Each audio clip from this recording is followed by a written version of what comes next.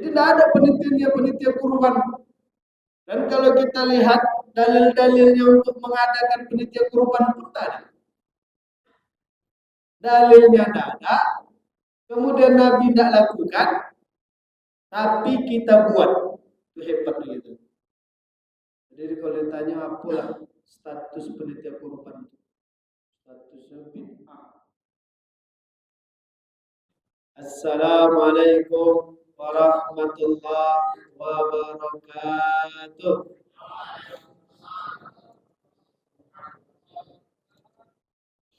Paling kuat jawabnya paling cepat.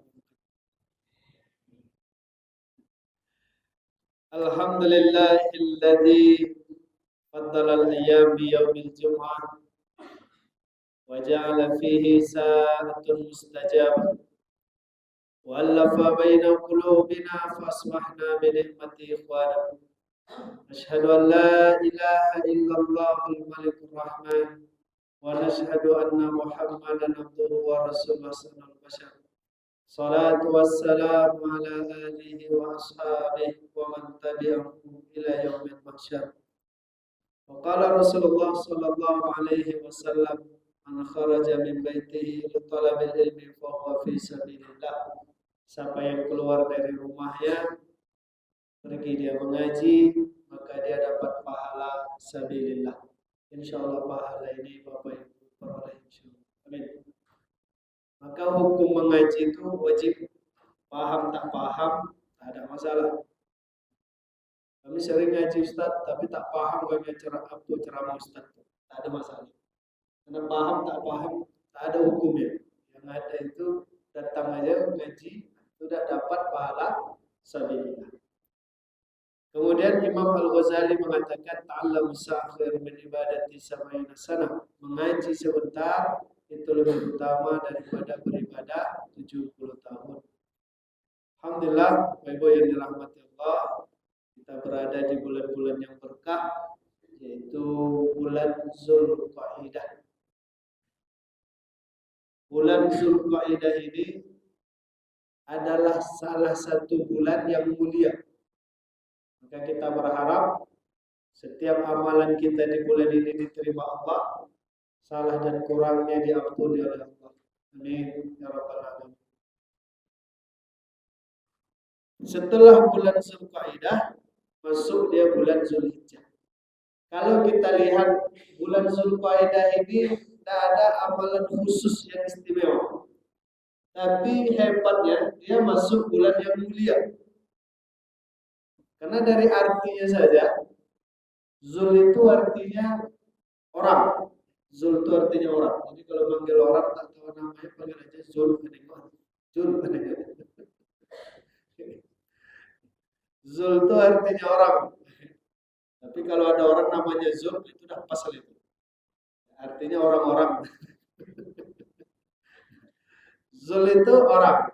Kaidah itu kaidah yang kudu. Artinya duduk beristirahat.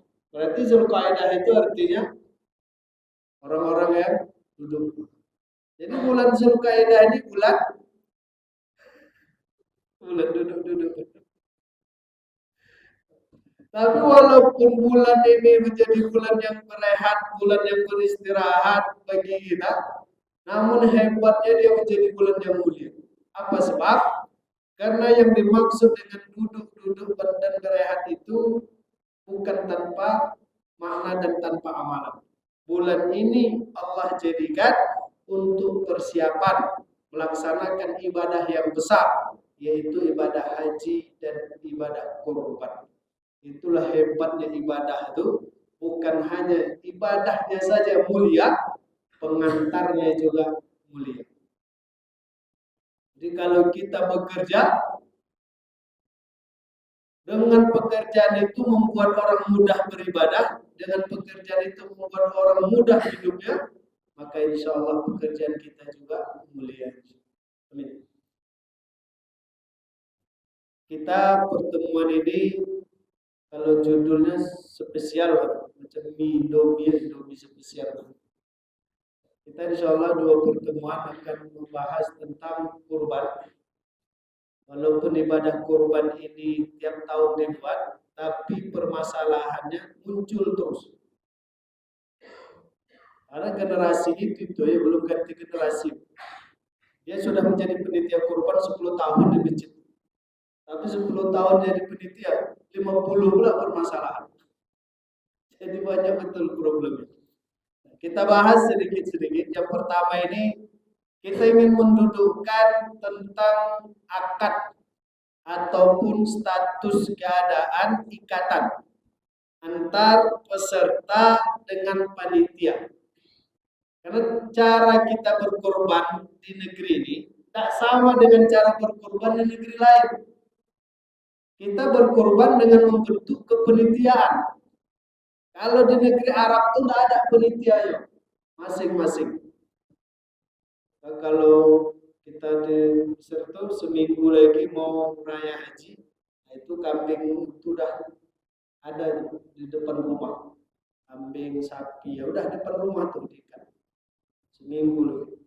Jadi aroma dan pemandangannya pun khusus menjelang hari raya kurban. Tidak ada yang hilang. Tidak ada cerita dapat informasi hilang kambing. Kalau kita buat begitu, ayah tabung gas dalam rumah pun hilang. Apalagi kambing diletak depan. Jadi apa yang mereka lakukan? Habis sholat id, masing-masing potong. Jadi tidak ada penitia kurban. Dan kalau kita lihat dalil-dalilnya untuk mengadakan penitia kurban pun tak ada. Dalilnya tidak ada. Kemudian Nabi tidak lakukan, tapi kita buat. Itu hebat begitu. Jadi kalau ditanya apalah status penitia kurban itu, statusnya bid'ah. Bid'ah. Kenapa bid'ah? Nabi tak ada buat, tapi awak buat. Berarti masuk neraka Ustaz. Nah, kalau itu belum tentu. Dikaji dulu. Karena ada orang kalau dibilang bid'ah marah dia. Tapi insya Allah dengan kaji ini kita kalau dibilang bid'ah tak marah. Kalau ada orang bilang bid'ah kita jangan marah. Kenapa tidak boleh marah? Karena bid'ah itu artinya baru. Sesuatu yang baru itu disebut bid'ah. Badi'us samawati wal ardh. Allah menciptakan langit dan bumi. Dulu tak ada. Allah adakan. Atau disebut bid'ah. Jadi kalau dibilang bid'ah jangan marah. Pak, bajunya bid'ah, Pak. Berarti baju tengok celana bid'ah nih, Pak. Celana baru. Bapak punya rumah bid'ah. Rumah baru. Yang payah itu kan kalau dibilang istri bid'ah. Istri bapak bid'ah. Itu yang bahaya. Jadi kalau dibilang bid'ah itu baru deh. Dan bid'ah itu bukan hukum, bid'ah itu bukan hukum. Jadi kalau ada orang bilang apa hukumnya maulid, bid'ah. Hukum itu 5, wajib, sunnah, mubah, makruh, haram. Nah, bid'ah itu dia tidak termasuk hukum. Jadi dia termasuk apa? Termasuk perbuatan. Hukumnya apa? Nah, carilah. Haramkah dia, mubahkah dia, wajibkah dia, makruhkah dia. Jadi kalaulah kita buat kepanitiaan, kemudian yang Rasulullah tak pernah buat kepanitiaan itu, tak ada kita temukan SK zaman Nabi mengangkat kepanitiaan. Peninggalannya tak ada. Tapi kita buat. Lalu ini kan perlu dikaji, perlu dilihat. Boleh tak kita buat kepanitiaan ini?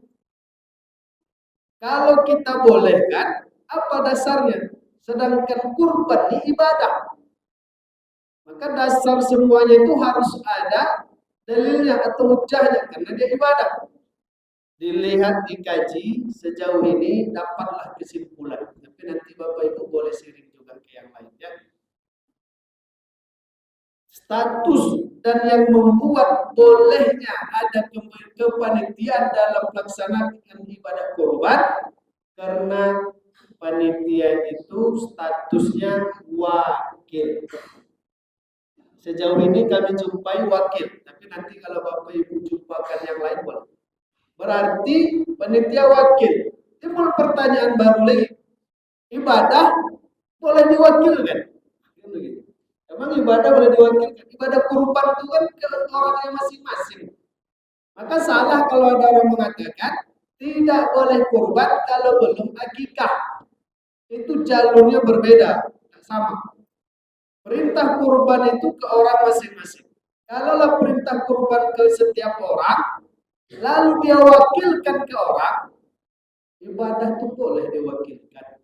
Dikaji lagi, itu dia masalah. Memang berat kerja ulama nih, kerja kita yang enak. Kerja kita tinggal copy paste. Tapi kalau kerja ulama itu luar biasa, buka kitab segala macam. Kalau awak sekarang kan tinggal gini, hukum kekah pakai kambing betina. Keluar, mudah kita sekarang. Jadi dikaji, dilihat. Ternyata dijumpai kesimpulan para ulama kita. Ibadah itu macam-macam, pula jenisnya. Ada ibadah yang jenisnya ibadah badan. Kalau ibadah badan, sepakat ulama tak boleh dia diwakilkan. Contohnya sholat. Sholat itu tak menerima wakil.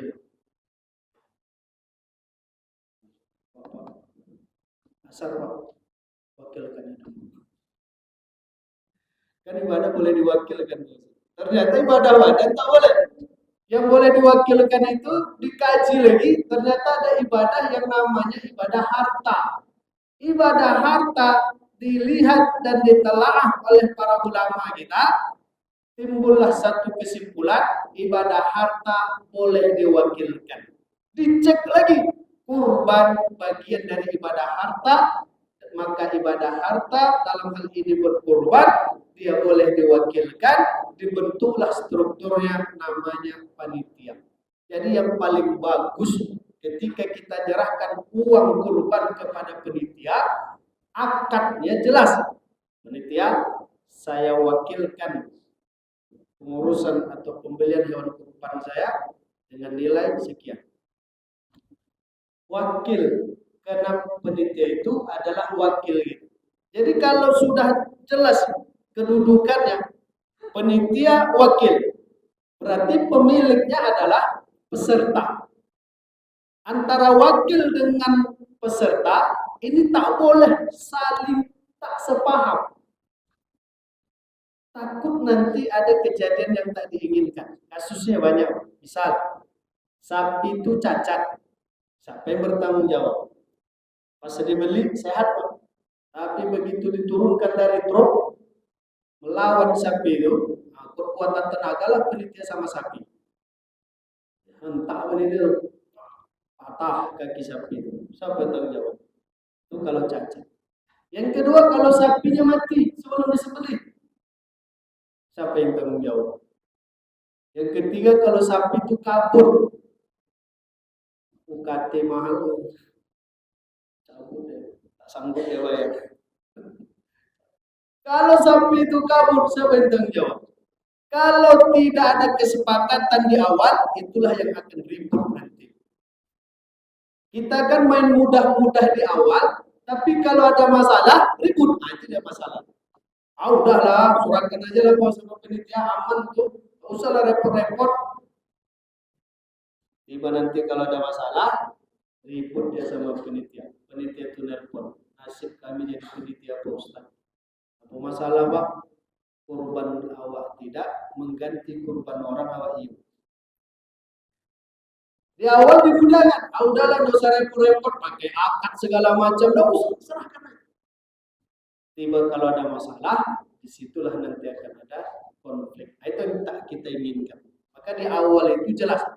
Peserta pemilik, panitia wakil, dudukkan masalah. Kalau terjadi sesuatu, siapa yang tanggung jawab? Itu harus dijelas di awal, antisipasi kalau nanti ada masalah. Kalau tidak ada kesepakatan begitu, kalau ada masalah, ribut. Jadi Bapak Ibu dirahmati Allah, panitia wakil, pemilik peserta. Turunan hukumnya apa? Turunan hukumnya yang pertama, panitia tidak boleh berbuat kalau tidak diizinkan peserta. Panitia tidak boleh melakukan apapun kalau tanpa izin peserta. Kenapa begitu? Karena peserta pemilik, panitia wakil. Jadi panitia tak boleh suka-suka hati. Apalagi ada bahasanya panitia merasa memiliki. Pulang dia dari rumah bawa. Kenapa dibawanya banyak? Karena pas pergi tadi udah bawa kresek ya. Dibaginya daging itu 2:1.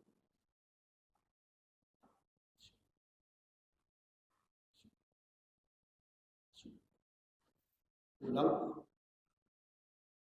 Ini punya siapa diambil? Oh kami kan penitia Pak Ustaz. Penitia itu wakil bukan pemilik. Kenapa menambil-ambil begitu? Apalagi pas penitia itu berangkat, suami itu berangkat, istri menelpon. Ayo udah sampai, udah, ya amankan buntut ya. Istrinya minta amankan buntut. Boleh tidak dia ngambil buntut? Tak boleh. Kenapa tak boleh? Dia bukan pemilik. Yang boleh mengambil-ngambil gitu kalau dia pemilik. Siapa pemiliknya? Peserta. Jadi penitia tidak boleh berbuat tanpa izin peserta. Kalau peserta mengizinkan sesuatu yang batil atau mensyaratkan sesuatu yang salah, penitia tak boleh ikut. Contoh yang banyak itu ada peserta ini, dia beramal ikhlas tapi tak rela. Ada orang model beramal gitu, ikhlas tapi tak rela. Gimana contohnya? Nih Pak Ustadz, kurban kami, ikhlas kami karena Allah, tapi minta tolong Pak Ustadz. Daging ini jangan sampai ke perumahan itu Pak Ustadz. Kami tak rela kalau daging kami sampai di situ. Kenapa tak boleh? Kami ini beda partai Pak Ustadz. Beda partai ternyata. Ikhlas ini, tapi tak rela dia kalau daging kurbannya sampai ke orang yang tidak separtai dengan. Kalau ada penitia mendapat isyarat begitu, langgar aja. Tak boleh patuh. Yang kedua, kadang ada peserta ini baik tapi tak betul. Baik deh, tapi tak benar. Kumpullah penitia sama peserta. Kata peserta, Bang, penitia ini sudah kami serahkan kepada penitia. Uruslah suka hati penitia, karena kami tahu penitia paling paham masalah halal haramnya, masalah fikihnya. Uruslah. Dan seandainya pun nanti penitia mau menjual kulit daging kurban kami itu, kami sudah sepakat, kami mengizinkan. Juallah kulit kurban itu, lalu bagi-bagilah untuk penitia. Kami ikhlas. Kalau ada peserta bilang begitu, tak boleh penitia ikut. Kenapa tak boleh? Itu syarat batil. Seperti kaji kita yang lalu, kulit kurban, masalah jual atau disedekahkan, tapi sekarang timbul yang ketiga. Beberapa hari ini saya dihadapkan dengan pertanyaan begitu yang ketiga itu, apa dia? Dikubur. Jadi ada penelitian, pusing kepala penelitian ini mungkin. Yang satu bilang sedekahkan, yang satu bilang jual, sedekahkan, jual. Pening kepala penelitian ini mungkin digalinya lubang, timbul, mana kulitnya? Tanam. Keluar dari perbedaan. Yang ini suruh jual, yang ini suruh sedekahkan. Ribut masing-masing, tanam aja lah. Dan itu ternyata tak boleh. Kenapa tak boleh? Satu, tak ada dalilnya, tak ada alasannya, tak ada contohnya. Kulit kurban itu dia cuma satu disedekahkan. Ini paling bagus, sedekahkan. Tapi kalau sedekah itu kira-kira tidak mendatangkan manfaat atau justru menambah beban yang menerima sedekah,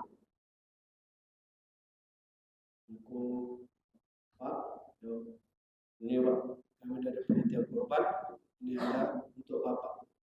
Apa nih? Tengok. Ini kulit untuk Bapak. Terserah Bapak mau apa. Pening bola Bapak. Ya poinlah. justru jadi masalah. Kalau sedekah itu tidak begitu manfaat, ada ternyata mazhab Hanafi. 3 mazhab mengatakan tak boleh. Imam Syafi'i, Imam Malik, Imam Ahmad bin Hanbal tak boleh dijual. Dia sedekah saja. Seperti hadis dari Ali radhiyallahu anhu, Rasulullah sallallahu alaihi wasallam menyuruh mengurus kurban Rasulullah kepada Ali. Lalu wa amaroni, kata Ali, Rasulullah menyuruh kami antas attaqa bilahmiha. Kami bersedekah dengan semua yang ada di kurban itu. Sedekahkan. Dibantu lagi dari hadis yang lain. Man ba'ajil ta'udhiyatahu fala udhiyatalah. Siapa yang menjual daging kulit kurban, ada kurban baginya. Inilah yang menjadi dalil 3 ulama tak membolehkan. Jangan, sedekahkan. Tak ada jual, tak boleh, sedekahkan. Tapi kata Imam Hanafi, boleh. Kalaupun mau jual, silakan jual, tapi hasil penjualannya disedekahkan. Jangan hasil penjualannya beli kopi untuk panitia, beli rokok untuk panitia, beli alat-alat cincang untuk pelaksanaan kurban. Tak boleh. Kadang ada antara ketua panitia sama ketua masjid kompak, karena SK-nya dari ketua masjid. Lalu dia bilang, Pak Ketua, kami pakai infak masjid. Itu apa? Beli alat-alat. Habis itu dikasih. Nanti kulit kurban itu dijual, dibayarkan, disinfakkan ke masjid. Itu tak boleh. Jangan sempat infak masjid dipakai untuk kurban. Karena itu kurban bukan kurban masjid. Itu kurban bukan kurban musola. Itu kurban peserta. Semua kebutuhannya wajib ditanggung oleh peserta. Jangan pakai uang masjid nanti dijual diganti ke masjid. Apalagi alasan sedekah ke masjid, itu bukan sedekah, itu namanya bayar hutang. Jadi Bapak Ibu yang dirahmati Allah, ini status keadaan antara panitia dengan peserta. Kita yang sebagai peserta itu kurban kita. Kita bertanggung jawab penuh dengan kurban itu. Panitia hanya wakil. Jadi tak boleh ribut antara panitia dengan peserta. Jangan sempat nanti panitia bilang peserta ini meleset. Kata panitia bilang peserta meleset. Kata peserta bilang panitia ijal. Panitia pun tidak jalan. Ribut. Jangan. Nah, ini Bapak Ibu yang dirahmati Allah terkait dengan status keadaan antara panitia dengan peserta. Jangan coba-coba panitia merasa berhak. Sama sekali tak ada hak. Dan peserta jangan lepas tanggung jawab. Karena itu kurbannya peserta. Allahu a'lam. Kalau ada yang ingin Bapak Ibu tanya, silakan. Sudah selesai.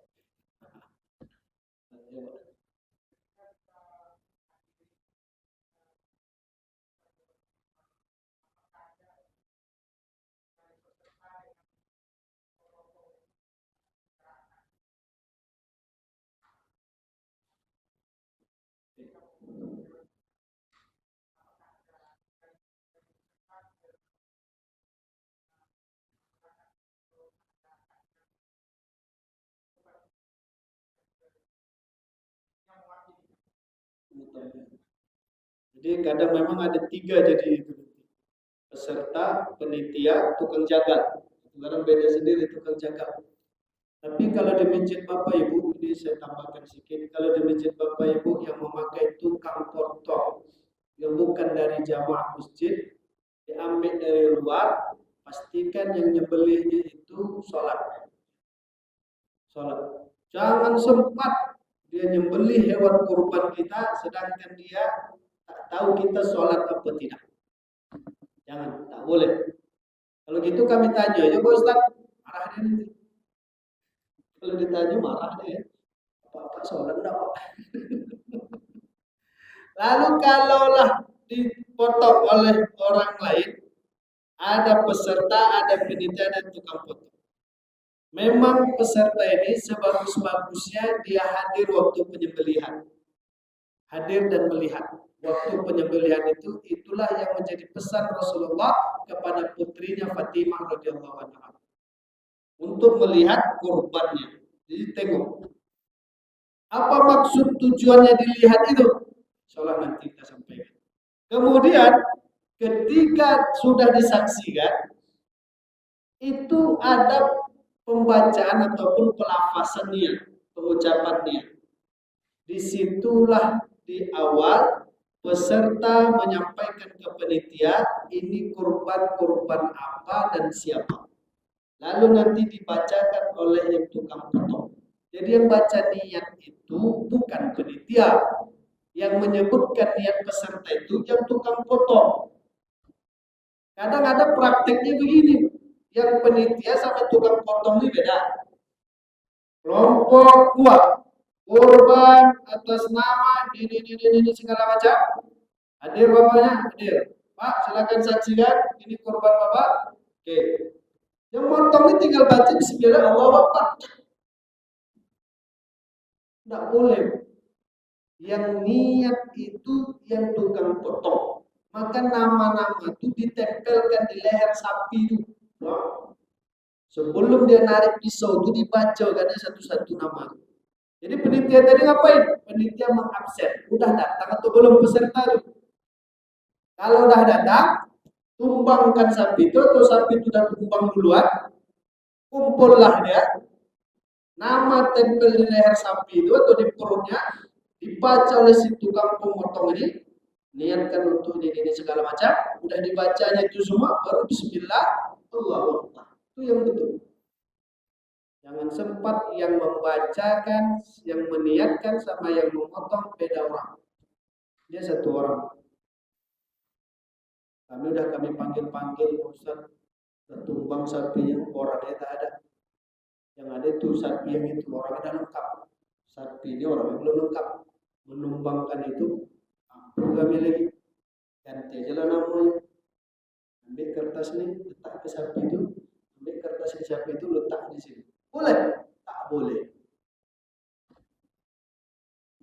Kenapa tak boleh? Ini kan permainan penitia. Penitia berhak memain-mainkan begitu. Kalau dia mau menukar itu, dia izin sama pemiliknya. Itu kan ada pemiliknya.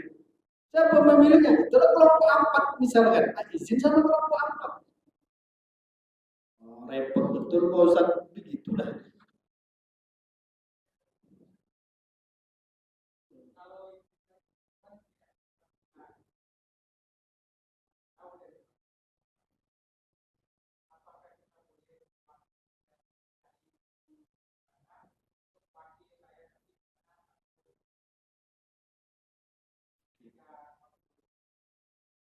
Di tempat yang bukan tempat kita tinggal ya. Jadi Bapak Ibu yang dirahmati Allah, kalau ibadah harta ini pertama maksud tujuannya itu kemanfaatan. Yang kedua silaturahimnya. Maka kalau Bapak Ibu lihat perintah tentang ibadah harta, entah itu zakat, entah itu sedekah, entah kurban, entah kekah, di mana dia sebaiknya dilakukan di tempat kita tinggal. Kenapa? Terjalin silaturahim.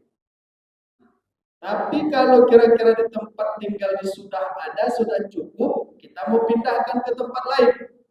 Misalkan untuk saudara-saudara kita yang lagi kesusahan, entah di Sumbar, entah di Palestina, entah keluarga kita di kampung, kita berkurban di sana. Boleh? Silakan. Kenapa? Lebih bermanfaat. Tapi kami tak bisa menyaksikan. Diwakilkan tak penyaksiannya? Tidak usah. Wakil kita udah ada, penitia itu. Tak perlu kita pilih orang lagi untuk mewakilkan. Penitia, wakilnya beli. Bapak, saya minta tolong wakil nengok kan. Bapak, ini saya minta tolong wakil bagi-bagikan. Penitia itu sudah jadi wakil kita semua. Yang menengoknya, yang memotongnya, yang membagikan, itu sudah cukup penitia. Kalau penitia berbaik hati, kadang kita manfaatkan kecanggihan ini. Pakai live streaming. Siaran langsung. Di situ kita bisa lihat. Nah, itu kebijakan penitia. Tapi yang jelas, kalau kita tidak bisa menyaksikannya, sudah diambil alih oleh wakil kita. Siapa wakil kita? Itulah panitia. Allahu a'lam. Rasa cukup ya. Yang dihabiskan hari ini. Nanti insya Allah kita akan bahas terkait dengan pembagiannya. Dagingnya dibagi masak atau dibagi mentah. Kemudian segala macam tentang sepertiganya dan lain-lain. Insya Allah pertemuan mendatang kita bahas masalah pembagian dan pengkonsumsian daging kurban. Sehat selalu Bapak Ibu. Insya Allah urusan Allah termudah.